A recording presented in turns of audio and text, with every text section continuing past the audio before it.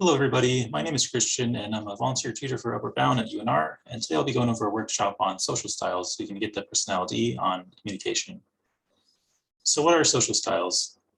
So essentially they're an assessment of observed behavior. And what I mean by that, it's different from personality.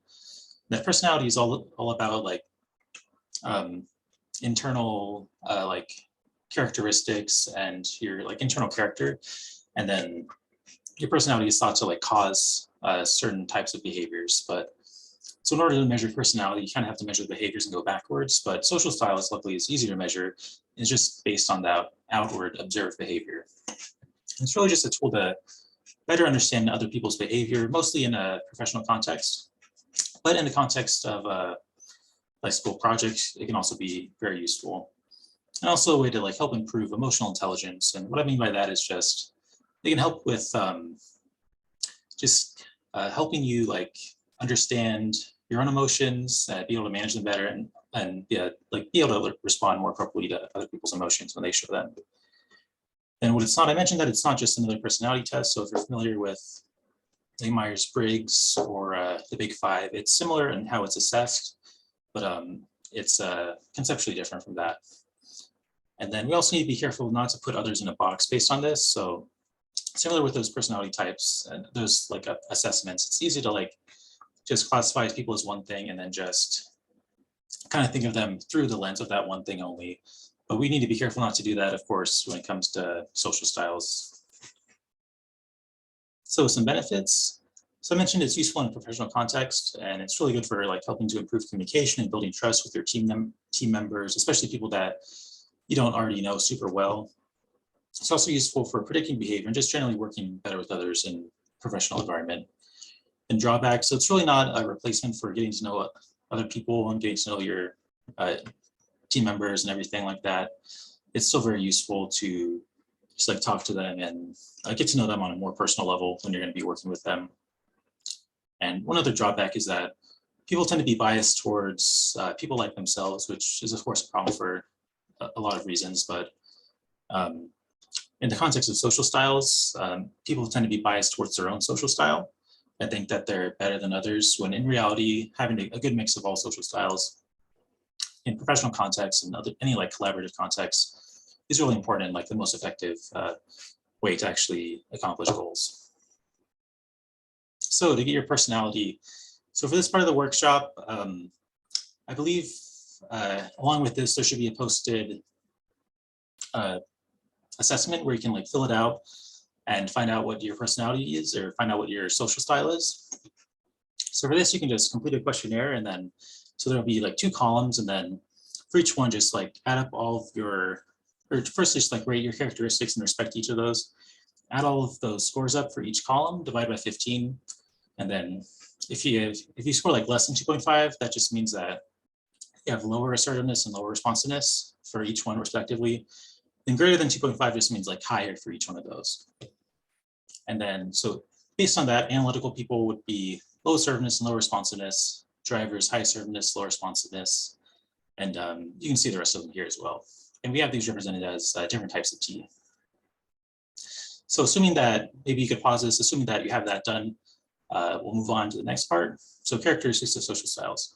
So they're really broken down into 2 separate dimensions. So first we have assertiveness, which is just the degree to which like people either ask or tell while interacting with other people. And responsiveness is just the degree to which a person like controls or emotes their feelings and emotions when they're interacting with each other. So assertiveness specifically, so people who are less assertive and are more asking tend to be like more reserved and laid back, more easygoing generally. When they like need something from somebody, they usually don't like straight up tell them like, can you do this for me? Or I need you to do this for me. They usually like ask in a nice way, hey, if you have time, would you be able to do this? That sort of thing. They're also, well, in this fashion, they also like avoid imposing things on people. And they tend to like listen, be good listeners, and like ask questions a lot of the time. But people who are higher on the assertiveness dimension are more direct and tend to like tell people things when they need them more than ask them. And they're more confrontational and like more open to challenging people when like in the context of, say, like telling a story along those lines, they're willing to be more upfront and initiate things and be just more confrontational in general would be a good way to put it. So they'd be more likely, if they needed something, people who are more high on assertiveness would be likely to say, hey, I need you to do this for me, go do it, rather than like asking. And the other dimension is responsiveness. So this just relates to how people like show their emotions while interacting with other people. So people who are more controlling of their emotions have low responsiveness. So when they're speaking, they're more monotone and tend to focus on the task when they're in like a group project and tend to describe things with like facts and data. And then they usually don't use hand gestures very much. Their posture is more rigid and they don't emote very much in regard to their facial expression. Whereas people who are more on the emoting side who have high responsiveness tend to have more inflection in their voice, tend to focus on people rather than the task whenever something needs to get done. They also describe with like opinion in stories more often, use hand gestures more often, and are like more casual in both their posture and with their facial expressions. So these are the 4 social styles that you saw, and now just go over them a little bit. So analytical people are very oriented towards thinking and really like structured and controlled environments and pretty risk averse. And they really care about the details. So they care about like how things work and why they work that way. And in general, they just like want to know how and why things work, to sum up. And driving people are also like, well, instead of being oriented towards thinking, they're oriented towards actions and really like just getting things done. And they like things to be more fast paced, but still structured. And in general, they really know what they want. And at the end of the day, they really just care about the results and the speed at which those things can get done. And they're very to the point as well. To sum up, they really just like want to win. Amiable people are more oriented towards relationships and they seek harmony, consensus when they're working with other people. And they're sensitive to other people, which makes them, first of all, good team players. It also makes them really easy to communicate with and open up to and share things with. And they're really into collaboration. And in general, they just want to be liked.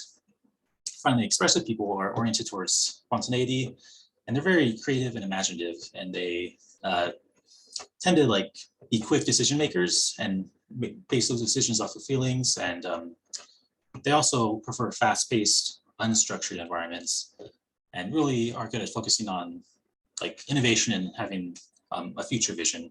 And generally, they just want to be appreciated. And I didn't mention it for the first 2 styles, but analyticals tend to be more like scientists, engineers, drivers. A lot of the time are in business, like business executives and managers. Amiable people tend to be in healthcare a lot of the time, and then expressive people tend to be artists most of the time. So time for an activity. So kind of won't be able to do this here, but also go over what it means and like the rationale behind it. So this is just kind of like a reminder of which T you are and like how this relates to which social style you are. So activity would be to plan a party. So say like school is getting out soon and you want to have some friends, or you have some friends that you want to like kick the summer off with a party with. And so for this, to plan a party, the analyticals and drivers would plan the non-logistical stuff like the theme, the menu, the music, stuff like that. And the amiables and expressives would plan the logistics, like the budget, the location, the date, and like who should bring what, like the more like very specific stuff. And then with this activity, like what we did in person, we had these 2 groups split up, and there's actually plan a party from these, planning the same party, but from these 2 different perspectives. And then we went ahead and discussed afterwards. So based on the theory of social styles, it should be harder for people who have high responsiveness to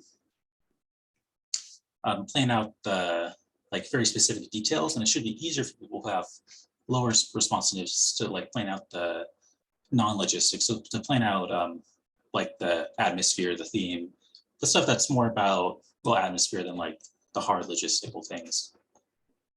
So in this activity, it was actually mismatched. So like the amiables and expressives should, according to social theories, have a harder time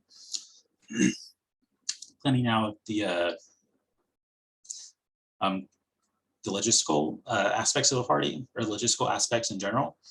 And then the analyticals and drivers should have a harder time planning out the non-logistical things, like the less specific things. So based on that, it should have been, or would it be expected for it to be more difficult for these two groups to plan it out this way? And it should have been easier if they're actually switched, which is why it would probably be expected that it would have been, or it would have felt more natural to plan what other groups were doing rather than what was actually planned. And based on that, it's a hope that you'll be able to understand social styles a little bit better, and based on that, be able to interact with people more effectively in professional contexts and in team projects contexts. Yeah. Cool. Well, that about sums it up for me. So thank you for listening, and I hope you enjoyed it.